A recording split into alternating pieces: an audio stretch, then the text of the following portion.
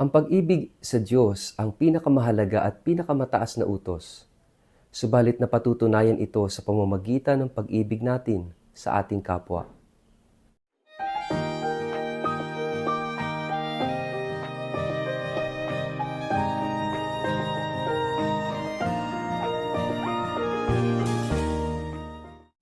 Ang mabuting balita ng Panginoon ayon kay San Mateo.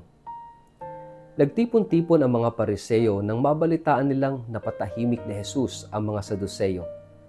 Isa sa kanila na dalubhasa sa kautusan ang nagtanong kay Jesus upang subukin ito. Guro, alin po ang pinakamahalagang utos sa kautusan? Tanong niya. Sumagot si Jesus, ibigin mo ang Panginoon mong Diyos ng buong puso mo, buong kaluluwa mo at buong pag-iisip mo. Ito ang pinakamahalagang utos. Ito naman ang pangalawa, ibigin mo ang iyong kapwa gaya ng pag-ibig mo sa iyong sarili. Sa dalawang utos na ito nakasalalay ang buong kautusan ni Moises at ang katuruan ng mga propeta. Ang mabuting balita ng Panginoon. Word of the day, hear what God has to say. Mapagpalang araw po sa inyong lahat. Kumusta po kayo? Ang atin pong word of the day ay authenticity. Bago po tayo magpalalim sa atin pong reflection sa araw na ito, kayo po'y muli kong inaanyayahan na huwag kakalimutan mag-like, follow at subscribe sa atin pong Facebook page at YouTube channel na Word of the Day. Ganon din po, pakishare ang video ito sa inyong kapamilya, kamag-anak, kaibigan, mga kakilala sa social media para po sama-sama tayo sa pagiging media evangelizers at online missionaries na nagpapalaganap ng salita ng Diyos sa mundo ng social media. At kung kayo po ay nakikinig ng Word of the Day sa pamamagitan ng Radyo Maria, mapagpalang pakikinig po sa inyong lahat. Mga kapatid, narinig na naman natin sa araw na ito ang gospel tungkol sa dakilang utos, ang pag-ibig sa Diyos at ang pag-ibig sa kapwa.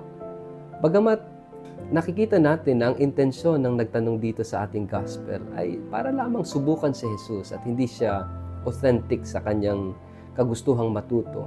Pero ginamit ni Jesus ang pagkakataong ito para ituro, hindi lang para sa nagtanong na ito, kundi para sa lahat sa atin, kung ano nga ba talaga ang pinakamahalagang utos. And Jesus summarized all the commandments sa dalawang utos na galing sa Book of Deuteronomy and the Book of Leviticus. Ang pag-ibig sa Diyos at ang pag-ibig sa kapwa. Yung pag-ibig sa Diyos, ito yung pinakamahalaga at pinakamataas na utos. To love God above all things, with all your heart, with all your mind, with all your soul, with all your strength, with all your body, with everything. Ito yung pinakamahalaga sa lahat. Pero yung pag-ibig sa Diyos ay napapatunayan, nagiging dalisay, napapatotohanan sa pag-ibig sa kapwa. Sabi nga, merong isang arsobispo ng Pampanga noon na nagsabing, we Filipinos, we are very rich in piety, but we are lacking in charity. Napakayaman natin sa mga debosyon. May devotion sa mga santo, devotion sa ating mahal na ina, kay San Jose, devotion even sa Holy Trinity, sa Holy Spirit, devotion to the Eucharist, devotion to... Marami tayong mga acts of piety. Pero we are lacking in charity. Kulang na kulang tayo sa pagmamahal at pagkalinga, pagmamalasakit sa kapwa. Lagi nating tatandaan that your love for God will only be authentic kung ito'y nakikita sa pagmamahal natin sa kapwa. Kapag sinasabi nating mahal natin ang Diyos, pero mapang-api tayo ng kapwa, fake ang pagmamahal mo sa Diyos.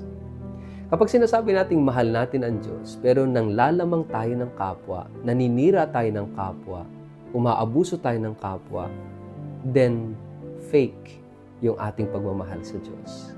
Ito yung binibigay sa atin ni Jesus kahit sinasabi niya, itong dalawang utos ay hindi mapaghihiwalay. Ang pag-ibig sa Diyos ay makikita natin sa pag-ibig natin sa kapwa at ito'y dapat nating isabuhay araw-araw. Kaya napakahalaga ng pakikipagkapwa. Kaya sinabi ng Panginoon Jesus, kung anong gawin mo sa kapwa mo, ginawa mo sa akin. Napakahalaga nito mga kapatid, no? Na tingnan natin ang kapwa, tingnan natin ang bawat isa na ating daan papasok sa puso ng Diyos, na ating daan patungo sa Diyos. Kaya nga napakahalaga na yung pagmamahal sa Diyos ay makita natin sa pagmamahal natin sa bawat isa. Kaya nga ang utos ni Jesus, magmahalan kayo. Magmahalan kayo tulad ng pagmamahal ko sa inyo. Because yung pagmamahal ni Jesus sa atin, ibinigay niya ang kanyang buhay, ibinigay niya ang lahat-lahat para sa ating kaligtasan. And so we also have to love one another as Jesus loved us. Mga kapatid, there is no other way for us but to love our neighbor para ipakita yung totoong pagmamahal natin sa Diyos. At sana ito'y pagsumikapan natin araw-araw na tayo ay magmahal ng ating kapwa. Dumamay, tumulong, magpatawad, makinig, kumalinga, no? Kung paano ang kapwa natin ay nangangailangan ng pagmamahal natin. Ito yung biyaya at grasyang hilingin natin sa araw na ito. Sa ngalan ng Ama at ng Anak at ng Espiritu Santo. Amen. Ama naming Diyos na makapangyarihan, salamat sa iyong pagmamahal sa amin at nawa kami turuan at tulungan mong magmahal sa iyo at mapatunayan ito sa pamamagitan ng aming pagmamahal, pagtulong, pagkalinga sa aming kapwa. Amen. Pagpalain po kayo at ingatan ng makapangyarihang Diyos, Ama at Anak at Espiritu Santo. Amen.